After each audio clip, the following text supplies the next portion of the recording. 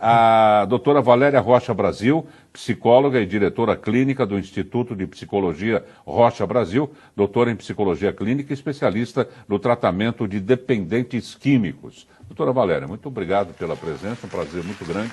Não é? Eu queria uma análise sua, né, da visão da ciência da psicologia. Perfeito. Eu que quero agradecer o convite. Imagina. Para um programa tão importante, como o doutor falou, cada ação preventiva, seja ela informativa, como na televisão, seja ela dos próprios profissionais da saúde, já causa um impacto. Agora, nós sabemos que a questão do tabagismo, existem aspectos psicológicos, biológicos, sociais, para que sejam trabalhados. Então, se cada fumante souber que parte dos cigarros que ele fuma são automáticos, parte dos cigarros são ligados a rituais e parte dos cigarros são ligados aos sentimentos, essa é a conscientização da minha relação com o tabaco. Quando eu começo a me conscientizar, eu percebo que, bom, se parte é automático, os automáticos eu já posso, na hora que eu me conscientizo, já ir eliminando. Isso é um dos pontos principais do tratamento, você se conscientizar da relação com eles. Aí depois você vê, bom, a parte que é ligada a rituais, eu preciso fazer uma mudança de vida. Então, se eu tenho o ritual, por exemplo, de, ao terminar de almoçar, acender um cigarro, ficar beliscando, tomar um cafezinho, são rituais que eu preciso mudar para me ajudarem no processo de transformação. E os cigarros mais difíceis a serem eliminados são os ligados a sentimentos, que é a ansiedade, estresse. Então, o tratamento psicológico serve para eu começar a lidar com esses sentimentos que antes eu lidava me associando ao cigarro de outra maneira. Então, esses são os cigarros mais difíceis e uma terapia serve para isso, para eu lidar com as minhas ansiedades, com os meus estresses de uma outra forma. Valéria Rocha Brasil, fazer a análise dela em relação ao que foi dito no primeiro bloco, em relação às faixas etárias, enfim, fazer um vademecum desse primeiro bloco, doutora. Perfeito. É importante nós entendermos que, assim como o doutor falou, da dependência química sendo instalada, existe uma comportamental também. Porque você fuma por 20 anos, vamos imaginar, há 20 anos você repete um comportamento. Então, assim como você precisa se desintoxicar fisicamente, há que se desconstruir toda uma forma de comportamento que fica ao longo dos anos. Tanto é que faz parte do nosso tratamento, em termos psicológicos, a desconstrução do comportamento. Ou seja, se você costuma fumar com a mão direita após o almoço e tem todo um ritualzinho, a gente sugere que você faça tudo o contrário, para começar a embaralhar o seu cérebro. Porque o seu cérebro ele fica absolutamente condicionado a um determinado comportamento por anos. Então, tanto quanto a dependência se instala fisicamente, quanto a psicológica no que se refere ao comportamento. Esse é um desafio do tratamento do tabagismo, desconstruir um padrão de comportamento. Agora, quanto às faixas etárias e o nível de escolaridade que foi trazido aqui em termos estatísticos, é importante sabermos que existe uma geração que foi incentivada com o tabagismo através das propagandas que falamos aqui. Essa geração acabou influenciando de forma direta ou indireta os filhos e netos, por exemplo. Porque foram pessoas que acabaram vendo os pais ou avós fumando de uma forma ou de outra. E isso as estatísticas mostram que tem um impacto, sim. Ou seja, filhos de fumantes ou de netos de fumantes têm uma tendência maior a desenvolver o tabagismo, que é essa nova geração. Por assimilação. Exatamente, por assimilação, por repetição de comportamento intergeracional, porque todas as nossas mensagens que passamos para os filhos, para os netos, eles estão decodificando tanto verbalmente quanto em termos de comportamento. Então, toda essa geração que está parando de fumar, de alguma maneira, acabou influenciando na época que fumava. Então, além do foco ser para essa nova geração em termos de mercado industrial, também eles foram influenciados pelos tabagistas, que hoje não fumam mais, mas que já fumaram. Ao passo que cada vez mais que essa geração vai mudando, a influência vai sendo menor. Então, isso significa que as estatísticas tendem a diminuir nesse sentido. Então, é muito importante o comportamento como prevenção dos nossos filhos e parentes e pessoas em volta. O cigarro eletrônico é válido desde que você entre na política da redução de danos, que foi o exemplo que ele deu. Quer dizer, dos males, o menor. Vamos reduzir os danos. Tá. Então, dentro de uma política de redução de danos, cabe o cigarro eletrônico. Porém, o principal foco é a abstinência total.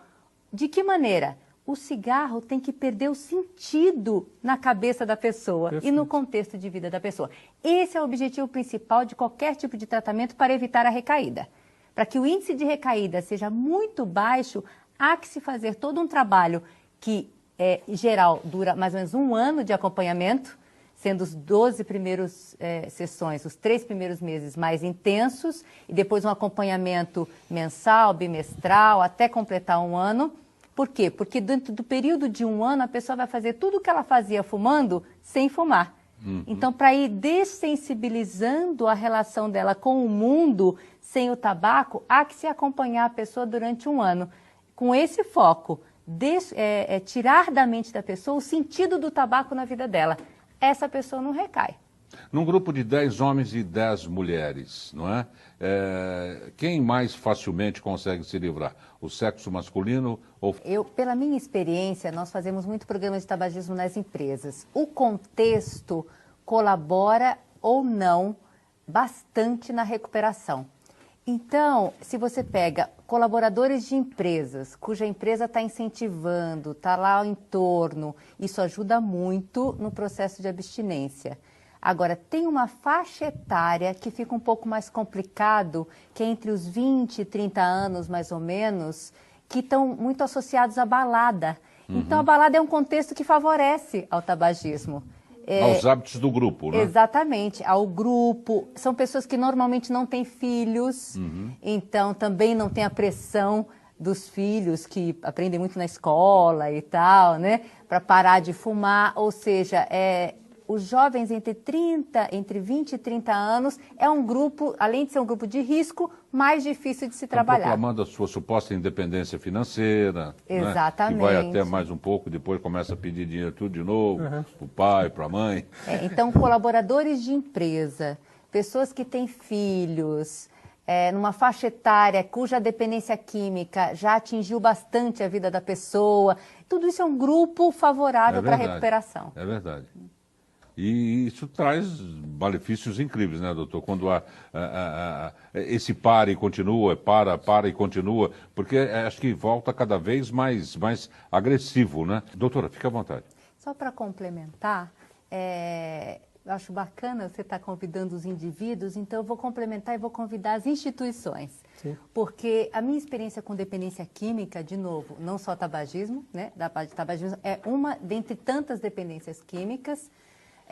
Quando a gente observa que a instituição está investindo em tratamento e prevenção, porque o tratamento tem que estar dentro de um contexto de prevenção. Não adianta você fazer alguma coisa, vamos tratar todo mundo de dependência química. Não, tem que ter todo um trabalho de sensibilização dentro da empresa, dentro da escola, dentro da instituição. Se a instituição faz uma prevenção e depois oferece o tratamento associando a uma corresponsabilidade, a gente atinge a 50% de recuperação, até 70% de recuperação, dependendo da estrutura da empresa ou de qualquer instituição em termos de prevenção e tratamento. Então, eu faço realmente um convite às instituições, porque a gente sabe que a dependência química tem 30% de recuperação no mundo em geral, mas quando associado a um contexto institucional, passa de 50% até 70% de recuperação. É muito importante as instituições. Eu ia ressaltar exatamente isso, né? As diferentes informações que nós estamos obtendo de ambos, né? O caso da procura individual, da cura, vamos colocar assim, do caso de empresas, não é, que se dispõem, não é, a cuidar de seus funcionários, a questão das faixas etárias, a questão das condições sociais, financeiras, grupais, não é?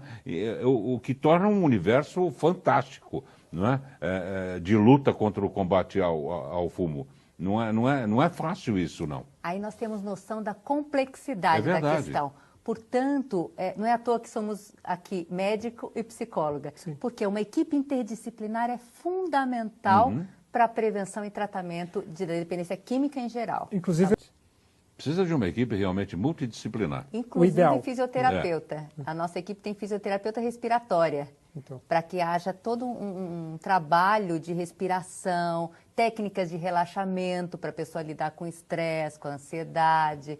Quer dizer, olha a complexidade da questão, então nós temos que ver essa interdisciplinariedade se complementando no trabalho. Agora, vamos para os bônus, doutor. As pessoas que deixam de fumar conseguem, não é?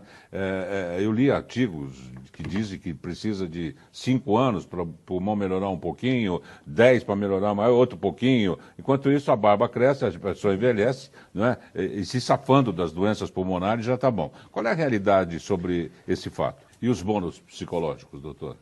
É importante a gente ter noção da ambivalência que o tabagista entra no início do tratamento. Ou seja, tem um lado que quer e um lado que não quer. Então, é que nem o comercial da Fenite, o diabinho. Não vai, lá não vai. Lá só tem porcaria. O outro, não, que é isso? Só tem coisa bonita. Exatamente. Então, um dos pontos do tratamento é a gente alimentar o lado que quer. Porque o lado que não quer vai boicotar o tempo todo. Principalmente na hora do dia D, que é a hora de parar de fumar, que a gente marca uma data e fala, bom, agora você vai parar de fumar. Mas antes a gente já preparou todos os mecanismos de defesa e de auto-boicote que o tabagista constrói para manter aí o tabagismo. Então, na hora que a gente faz o tratamento, a gente alimenta isso, e na hora que a pessoa começa a mudar, a gente já começa a fazer uma lista de bônus. Ou seja, um dos principais que a gente observa é a sensação de libertação. Porque o tabagista, por mais que se sinta bem, né, ele tem aquela sensação de escravidão. Principalmente no contexto atual, cuja a imagem do tabagismo já não é mais aquela imagem de anos atrás, a pessoa já se sente constrangida de fumar hoje em dia em determinados ambientes. Então, essa libertação, esse sentimento de que eu consigo dominar minhas emoções, dominar minha vida e não ser dominado pelo tabaco, é um dos pontos principais na hora que você para de fumar. Agora, doutor, uma contagem regressiva, né, em relação à absorção da nicotina, é mais viável do que largar abruptamente? Ou seja, a pessoa fumava 20, passa para 15 durante alguns dias, passa para 10, passa para 9, o corpo vai se acostumando com menos nicotina, não é? Como existe uma prevalência do cigarro mundial de mais de 20% da população, tem muito estudo clínico sobre tratamento de tabagismo. E existe um consenso, às vezes a gente consegue reunir vários estudos para responder uma pergunta. E recentemente um consenso sobre se é melhor a parada abrupta ou regressiva chegou à conclusão que a parada abrupta é um pouco melhor que a parada de forma paulatina. Só que quando nós fazemos tratamento farmacológico, seja com antidepressivo, com a bupropiona ou com a vareniclina, existe um tempo de impregnação desse medicamento. Então, nós sempre orientamos que quando o tratamento é feito com a bupropiona ou com a vareniclina, exista uma parada progressiva para que o remédio impregne no cérebro. Quando nós utilizamos repositores de nicotina na forma de adesivos, você planeja um adesivo, por exemplo, a pessoa fuma 20 cigarros por dia. Então ela vai começar utilizando uma dose equivalente que é em torno de 21 miligramas de reposição. Nesse tipo de tratamento, a parada tem que ser abrupta. Ele tem que pôr adesivo e parar. Então, respondendo à tua pergunta, é um pouco melhor parar abrupto, mas quando fazemos tratamento farmacológico, para drogas de ação no sistema nervoso, parada gradual, e para adesivo, parada abrupta. Então, eu como leigo sugiro as duas coisas ao mesmo tempo. Vai parando gradualmente e quando chegar bem pouquinho, você para abruptamente.